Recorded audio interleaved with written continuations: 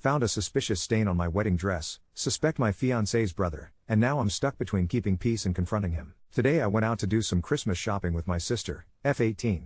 I live with my fiancé, male 26, I'll call him James, so he was at home for the day. He works in healthcare, so he works 12 hours a day for 4 days, then gets 4 days off, then 12 hours at night for 4 days, and so on. Today was one of his days off, so his brother, 21 male, I'll call him Dan, visited and they spent the day together. They don't usually spend time together. James is into computers and gaming, whereas Dan cares more about football than anything else. Not saying that to be derogatory, I get it, F1 is my life Lamau. They're just really different people and have never been close, which is why it was really nice for them to spend time together today while I was out with my sister. I got home at about 8 p.m. after having dinner with my sister and getting all of our Christmas shopping done. My Uncle Ray is a tailor, so he's been adjusting my dress, and he sent it back to me while I was out. James and I aren't really the traditional type, so he was at home to accept the dress from Ray and check it was okay. I really thought everything was fine, because James texted me when Ray visited, and he sent me a picture of it. We were both really excited. When I got home, however, Dan had left and James was slightly tipsy, which is totally fine emo. He rarely drinks, and he rarely sees his brother. James told me that the dress was beautiful and he couldn't wait to see me in it. I decided to try it on to check that it was fitted properly. I unzipped the bag, looked at it, and found a weird mark on the chest piece. The top part is a corset style thing, and there's a crusty stain across it. I've seen my fair share of semen. I know what it is. I don't know whose it was. I'm not sure if I even care. I'm just disgusted. I don't want to touch it. I'm so humiliated that I don't want to tell anyone about it.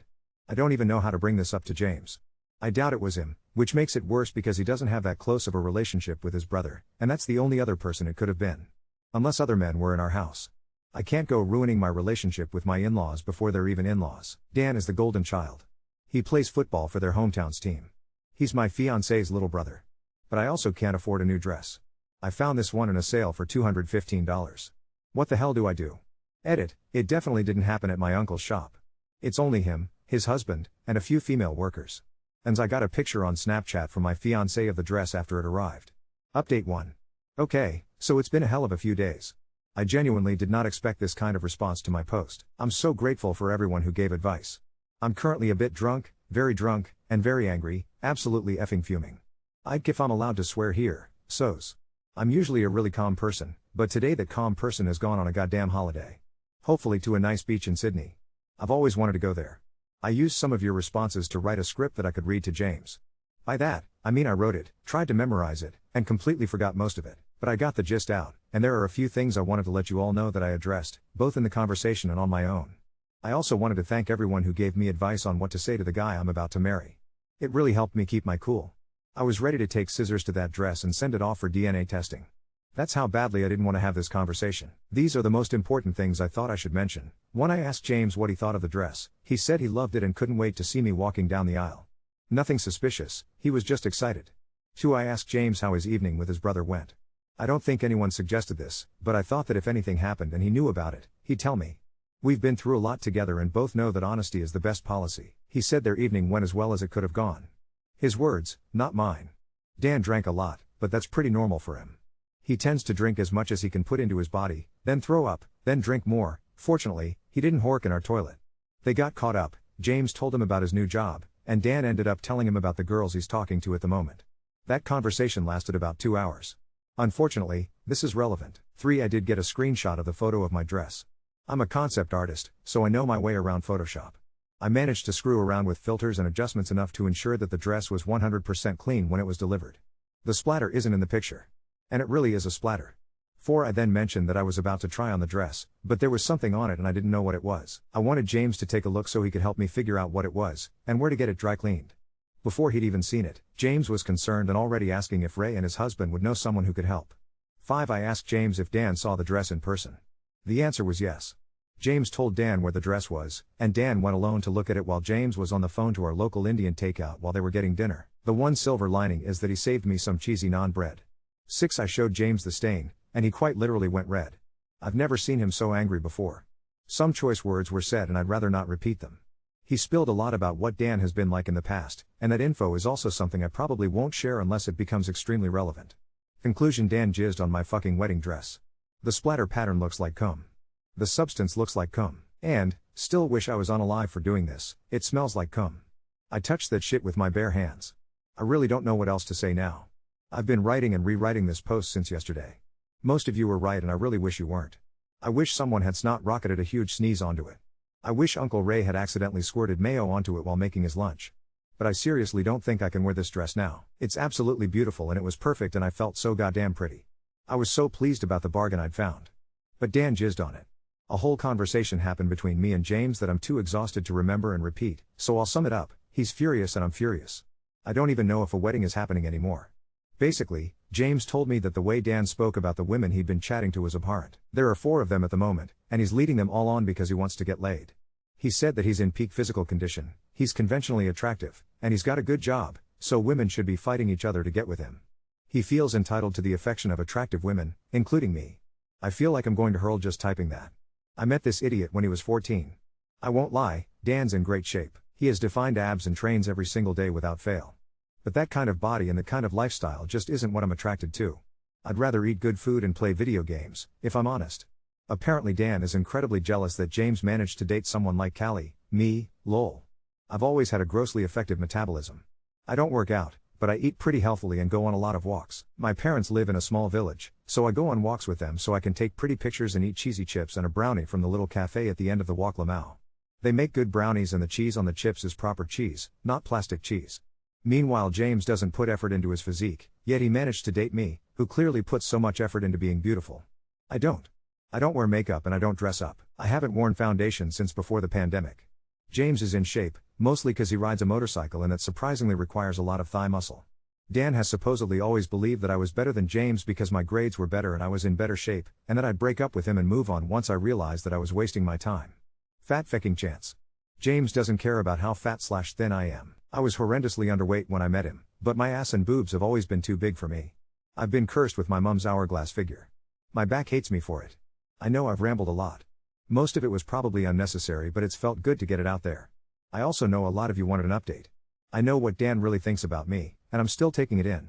I used to get along really well with him. I was never really into football, but I've always followed F1, which I know he kind of likes, and I support a local rugby league team, which I know he really likes. I don't know. I just thought we were friends. James sees my sister as his sister. She sees him as a brother. She's always been socially anxious, so to hear that for the first time actually made me cry. I also saw Dan as the brother I never had. I always wanted a brother. We bonded over sports the few times we spoke. I never realized he thought of me that way. I really thought we were brother and sister. What the hell do I do now? I obviously have a wedding to think about, but I don't even want to wear the dress. I don't even want the wedding anymore. If there's a wedding, Dan will be involved. James and I haven't even begun to consider what we'll tell both sets of parents. That's a whole other problem. And what the hell do I do about Dan?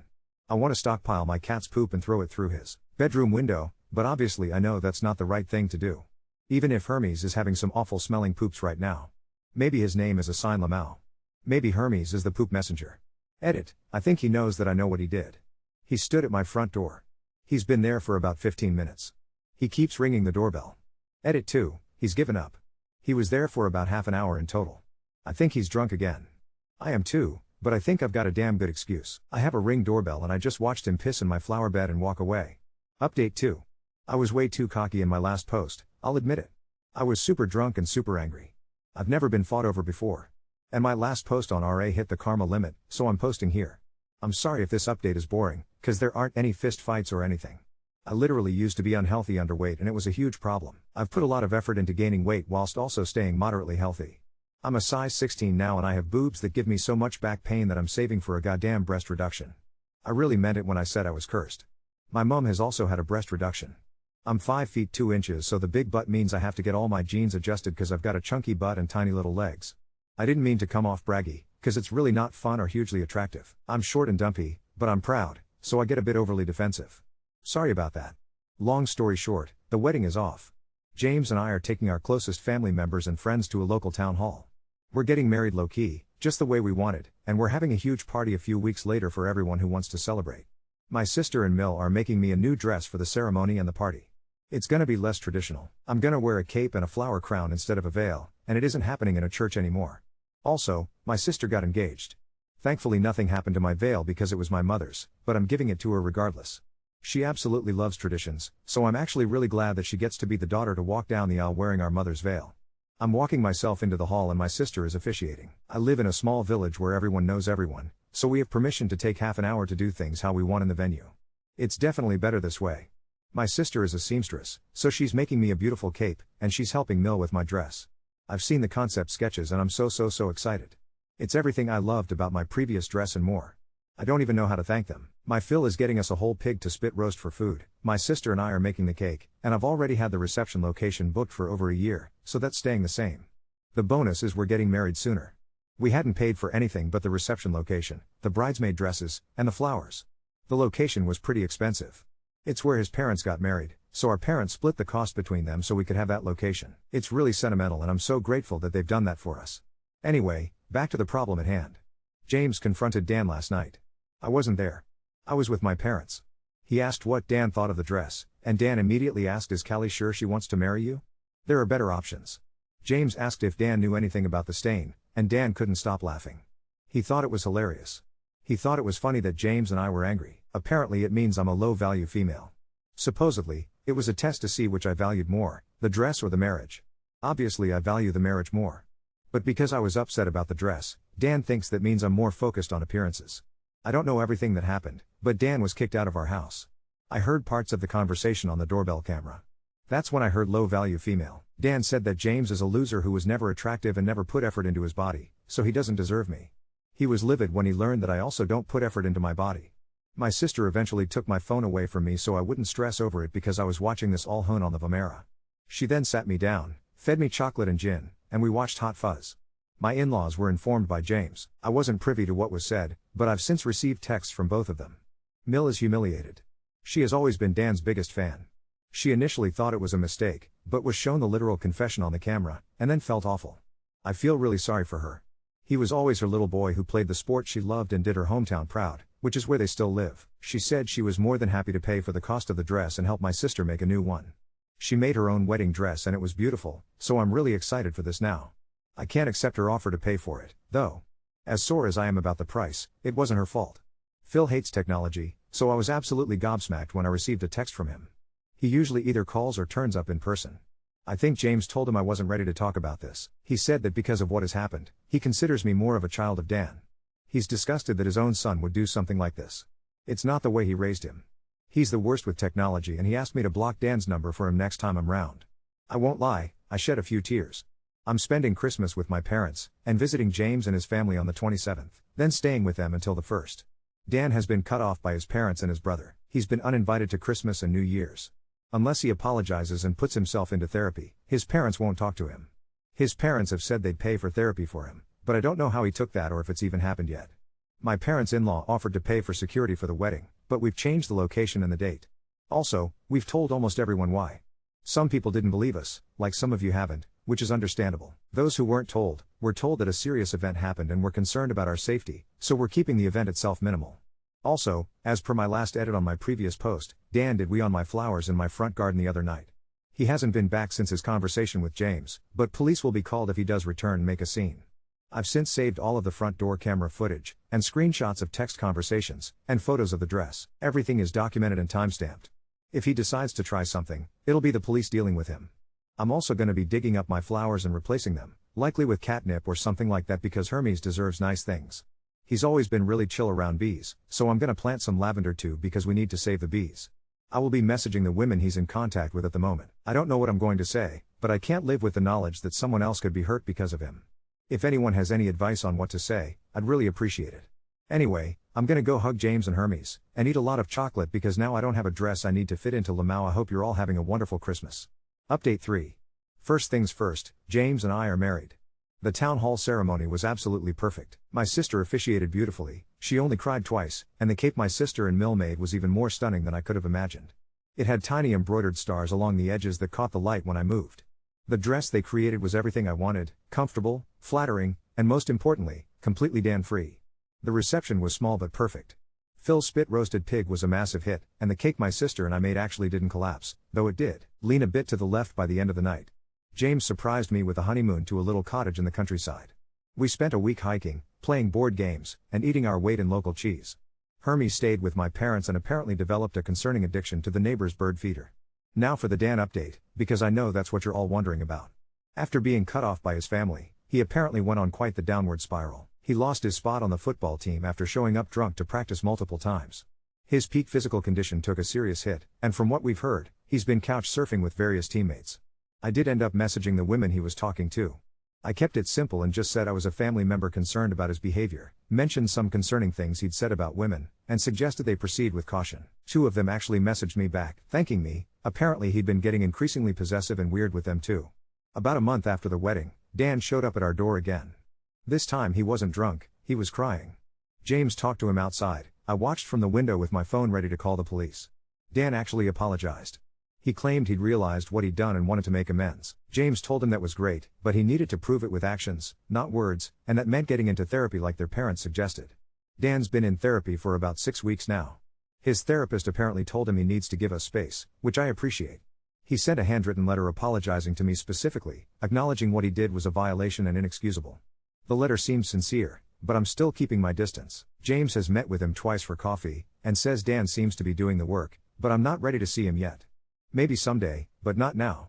In happier news, my sister's wedding plans are coming along beautifully. She's wearing mom's veil and has asked me to be her maid of honor. Her fiancé is this adorably awkward engineer who looks at her like she hung the moon. James is helping him plan the bachelor party, which apparently involves laser tag and a brewery tour. Oh, and the flowers I replanted are thriving. The lavender is attracting so many bees that our little garden sounds like a tiny airport. Hermes loves rolling in the catnip until he's completely zooted, then sprinting around the house at 3 a.m. like he's being chased by ghosts. James got a promotion at work and now has slightly more regular hours. We're talking about buying a house next year, something with a bigger garden for more bee-friendly plants and maybe a second cat to keep Hermes company, though he'd probably hate that. I still have moments where I get angry about what happened with the dress. Sometimes I'll be doing something completely normal like folding laundry and suddenly remember and feel that rage bubble up again. My therapist, yes, I started going too, says that's normal and the feelings will fade with time. Update 4. It's been a year since I last updated, and wow, what a year it's been. James and I just celebrated our first wedding anniversary with a weekend getaway to a little cabin by the lake. We spent the days hiking, the evenings playing board games, and the nights stargazing. It was perfect. Life has settled into a comfortable rhythm. James' new work schedule means we actually get to have dinner together most nights, and we've started a tradition of trying a new recipe every Sunday. Some have been amazing, his homemade pasta, some have been disasters, my attempt at soufflé, but it's been fun regardless. The biggest news is that we bought a house. It's a small cottage-style place with a huge backyard that backs up to a nature preserve. The garden is 3 times the size of our old one, and I've gone a bit plant crazy. The lavender patch has expanded, and I've added rosemary, thyme, and a whole section of wildflowers for the bees. Hermes is in absolute heaven with all the new territory to explore. Speaking of Hermes, he's no longer an only child. We adopted a kitten from the local shelter about 6 months ago, a little calico girl we named Artemis. Hermes was not pleased at first, but now they're inseparable. They chase each other around the house at 3 a.m. like they're possessed, but it's adorable. My sister's wedding is coming up in May, just a couple of months away now. She and her fiancé have been planning everything meticulously. I'm her maid of honor, and James is helping her fiancé with the bachelor party. They're getting married in our parents' backyard, and mom's veil looks absolutely stunning with her dress. I've been helping her with some of the details, and it's been so special to return the favor after everything she did for our wedding. As for Dan, well, that's complicated.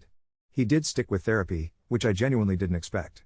About 6 months after our wedding, he sent me a handwritten letter with a proper apology, not just "I'm sorry you were upset," but a real acknowledgement of what he did and why it was wrong. It was actually his therapist's idea for him to write it, but not send it unless he truly meant every word. Apparently he wrote 7 drafts. James has been meeting with him for coffee about once a month. According to James, Dan has been doing a lot of work on himself. He's stopped drinking completely, which was apparently a bigger issue than anyone realized. He's also been reading books about toxic masculinity and male entitlement that his therapist recommended. I finally agreed to see him about 3 months ago. We met at a neutral coffee shop with James present. It was awkward at first, but eventually, we had a real conversation. He apologized again in person, and I could tell he meant it. He's not the same person who thought it was funny too. Well, you know. He's been invited to my sister's wedding, which was a whole discussion in itself. She was understandably hesitant, but after several conversations with him, she decided to give him a chance. He's not in the wedding party, obviously, but he'll be there as a guest. I still have moments where I get angry about what happened. My therapist says that's normal and it might always happen occasionally. But those moments are less frequent now, and they don't consume me like they used to. In other news, I got a promotion at work. I'm now leading my own team of concept artists for a new video game. It's been challenging but incredibly rewarding. James is so proud he tells literally everyone we meet. It's embarrassing but sweet. We're planning that proper honeymoon for this summer. We've booked 2 weeks in Sydney. I can't wait to see that beach I've always dreamed about. We're going to do a road trip along the coast and maybe even learn to surf, though I'll probably spend more time falling off the board than standing on it. Life isn't perfect, our kitchen sink leaks, Artemis destroyed our curtains, and James still leaves his socks on the floor, but it's pretty wonderful. I never thought I'd be grateful for what happened with the dress, but in a weird way, I am. It showed me who my real family is, brought James and me closer together, and led to a wedding that was actually more us than what we had originally planned. Update 5. It's hard to believe it's been almost 2 years since that fateful day with the dress. Life has a funny way of working out, doesn't it? James and I just celebrated our second wedding anniversary with a weekend trip to that little lakeside cabin we loved so much last year. We've made it an annual tradition now. This time, we brought Hermes and Artemis along. Turns out, Artemis is quite the little fisher, she nearly caught a trout right off the dock. Our house has truly become a home, the garden is thriving beyond my wildest dreams. The lavender patch has attracted so many bees that we've started harvesting our own honey. James built a little apiary last summer, and we've become those weird bee people who talk about their hives at dinner parties. I regret nothing. Speaking of dinner parties, we've been hosting more of them lately. Our friend circle has grown, and it's been wonderful to fill our home with laughter and good food. I've perfected my soufflé recipe, finally, and James has become a master at homemade pasta. We're thinking about writing a cookbook together, From Disaster to Delicious, a newlywed's culinary journey. My sister's wedding last May was absolutely beautiful. The backyard ceremony was perfect, and Mom's veil looked stunning with her dress. I may have cried more than I'd like to admit while giving my maid of honor speech. Her husband is still adorably awkward, and they're sickeningly happy together. They're expecting their first child in a few months. I'm going to be an aunt. Work has been incredibly rewarding. The video game I was leading the concept art for is set to release next month, and the early reviews are fantastic. James is still telling everyone he meets about my promotion. It's gone from embarrassing to endearing. As for Dan, well, it's complicated. He's stuck with therapy, which has made a world of difference. He's been sober for over a year now, and he's really done the work to address his toxic behaviors. He's not the same person he was 2 years ago. Last Christmas, he asked to meet with James and me. We agreed to a public lunch. He apologized again, this time with a depth and sincerity that was palpable. He acknowledged the full extent of his actions, the hurt he caused, and the work he still needs to do. It was surprisingly healing. We're not close, and I don't think we ever will be. But we're civil. He came to our housewarming party last month and actually had a good conversation with my sister about her pregnancy. He's dating someone now, a woman he met through a volunteer program at his therapy center. She seems lovely, and more importantly, he treats her with respect. James and I finally took that honeymoon to Sydney this past summer. The beach was even more beautiful than I'd imagined. We did try surfing. I spent more time in the water than on the board, but it was a blast. We're already planning our next big trip, maybe New Zealand this time? Life isn't perfect. We still have our challenges. The kitchen sink still leaks sometimes, and James still leaves his socks on the floor. But we face everything together, with love and laughter. I look back at that awful day with the dress, and while I'll never be glad it happened, I'm grateful for where it led us. Our wedding day was perfect because it was truly us. Our marriage is stronger because we faced that challenge together. And I'm happier than I ever thought possible.